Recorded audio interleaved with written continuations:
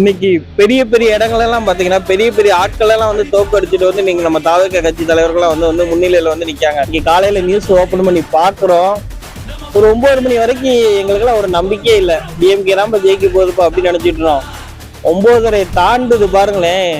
Count ஏறிக்கிட்டே போகுது. சும்மா 100 தொட்டுட்டாரு. ஒரு கட்டத்துல வந்து செஞ்சுரியே போட்டுட்டாரு. அதுக்கப்புறம் பாத்தீங்கன்னா செஞ்சுரி விட்டு குறையவே இல்லை. எனக்கு என்னன்னா நம்ம முதலமைச்சர் மு.க. ஸ்டாலினே வந்து தோத்து போயிருக்காரு குளத்தூர் தொகுதியில.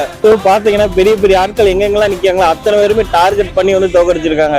எல்லாரும் என்ன சொல்லிட்டு இருந்தாங்கன்னா இதெல்லாம் வந்து ஒரு ரசிகர் கூட்டம்பா, இது வந்து சினிமா கூட்டம், இதெல்லாம் எங்கப்பா ஓட்டா மாற போகுது அப்படின்னு சொல்லிட்டு இருந்தாங்க.